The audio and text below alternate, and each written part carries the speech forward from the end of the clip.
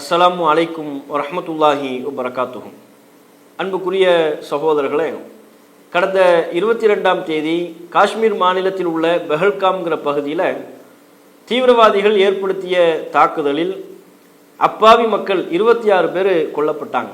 இந்த நிகழ்வு இந்த நாட்டில் உள்ள அனைவருக்கும் மிகப்பெரிய அதிர்ச்சியையும் சோகத்தையும் ஏற்படுத்தியது. இந்த பயங்கரவாத செயலில் ஈடுபட்ட காட்டு மிராண்டிகள் கடுமையான முறையில் தண்டிக்கப்பட வேண்டும் என்கிற குரலை நாட்டில் உள்ள அனைவரும் எழுப்பி வந்தார்கள். இந்த நிலையில் இந்திய இராணுவம் பயங்கரவாதிகளை கண்டறிந்து அவங்க பாகிஸ்தானில் எங்க முகாமிட்டிருக்கிறாங்க என்பதை பார்த்து அதன் மீது துல்லிய தாக்குதலை நடத்தியிருக்கிறோம் என்று இந்திய இராணுவம் சொல்கிறது. பயங்கரவாதிகளை ஒழிக்கக்கூடிய குறிப்பாக அப்பாவி மக்கள் 26 பேர் அவர்கள் உயிர் பறிபோவதற்கு யார் காரணமோ அவர்கள் தண்டிக்கப்படக்கூடிய வகையிலான இராணுவம் முன்னெடுக்கிற நடவடிக்கைகளுக்கு இந்திய மக்கள் துணை நிற்பார்கள். அதில் எந்த விதமான சந்தேகமும் இல்லை. பயங்கரவாதம் ஒழிய வேண்டும், பயங்கரவாதிகள் அழிக்கப்பட வேண்டும். ஆனால் அதே நேரத்தில் இது இரு நாடுகளுக்கு மத்தியிலான போராக உருமாறிவிடக் கூடாது என்கிற கவலை சமூக ஆர்வலர்கள், அறிவுஜீவிகள் பலரும் தங்களுடைய கவலைகளை வெளிப்படுத்தி வருகிறார்கள். என்ன காரணம்னு சொன்னா, பாகிஸ்தானை பொறுத்தவரை அது ஏற்கனவே பயங்கரவாதத்தால் வளர்ச்சியை இழந்த நாடு, வன்முறையால் உருக்குலைந்த நாடு. ஆனால் நம்முடைய இந்தியாவை பொறுத்தவரை பாகிஸ்தானு, பங்களாதேஷ், இலங்கை போன்ற அண்டை நாடுகளை விட பல வகையில பல துறைகளில் முன்னேற்றத்தையும் வளர்ச்சியும் நாம் அடைந்திருக்கிறோம். பல மேலை நாடுகளோடு, வளர்ந்த நாடுகளோடு போட்டி போடும் அளவிற்கு நம்முடைய கடுமையான உழைப்பின் காரணத்தினாலும் மதிநுட்பம் மிக்க நடவடிக்கையின் காரணத்தினாலும் முன்னேறி வந்த இந்த சூழல்ல போருங்கிற ஒன்று ஏற்படுமையானால் அது நம்மை கடுமையான அளவில் பாதிக்கும். நம்ம நாட்டில் போர்னு ஒன்று ஏற்படும் பொழுது அது சுற்றுலாத்துறையை பாதிக்கும், உள்நாட்டு உற்பத்தியை பாதிக்கும், ஏற்றுமதியை பாதிக்கும். குறிப்பாக வெளிநாடுகளிலிருந்து முதலீடு செய்யக்கூடிய நிறுவனங்கள் போர் நடைபெறுகிற நாடுகளில் முதலீடு செய்ய யோசிப்பாங்க, தயங்குவாங்க. போர் நடக்கிற நாட்டில் முதலீடு செய்ய முன் வருவாங்களா, தயங்குவார்களா இல்லையா?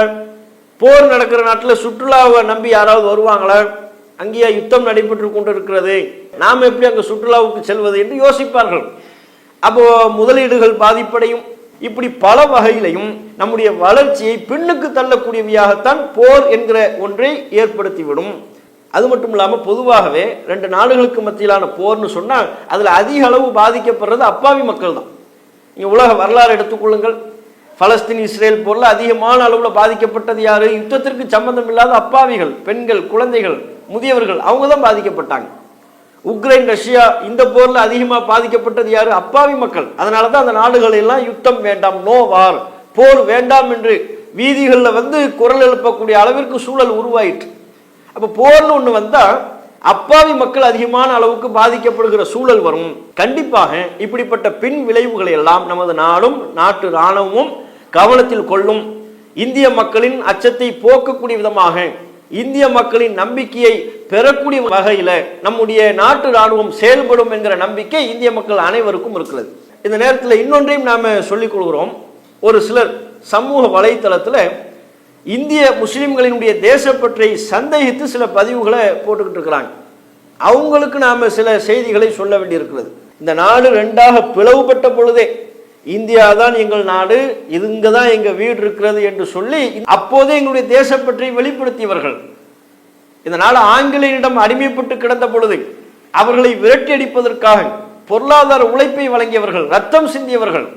எந்தெந்த சந்தர்ப்பத்தில் எல்லாம் தேசப்பற்றை வெளிப்படுத்த வேண்டுமோ அந்த சந்தர்ப்பங்கள் எல்லாம் தவறாமல் தேசப்பற்றை வெளிப்படுத்தியவர்கள் இந்திய முஸ்லிம்கள். ஒருவேளை பாகிஸ்தான் எல்லை மீறி நம்முடைய நாட்டின் மீது தாக்குதலை தொடுக்குமையானால் அதனால் இந்த நாட்டில் உள்ள அனைவரும் தானே பாதிக்கப்படுவோம். இந்த நாட்டை சீர்குலைக்கக்கூடிய வகையிலான நடவடிக்கையில் யார் ஈடுபட்டாலும் ஒருபோதும் இந்திய முஸ்லிம்கள் அவற்றை ஆதரிக்க மாட்டார்கள். பயங்கரவாதத்தை அழிப்பதற்கு இந்திய இராணுவம் மேற்கொள்ளக்கூடிய நடவடிக்கைகள் அனைத்திலும் இந்திய முஸ்லிம்கள் உறுதுணையாக நிற்போம் என்பதை இந்த நேரத்தில் உங்களுக்கு சொல்லிக் கொள்கிறேன். அஸ்ஸலாமு அலைக்கும் வரஹ்மத்துல்லாஹி வபரகாத்துஹு. அல்லாஹு அக்பர், அல்லாஹு அக்பர்.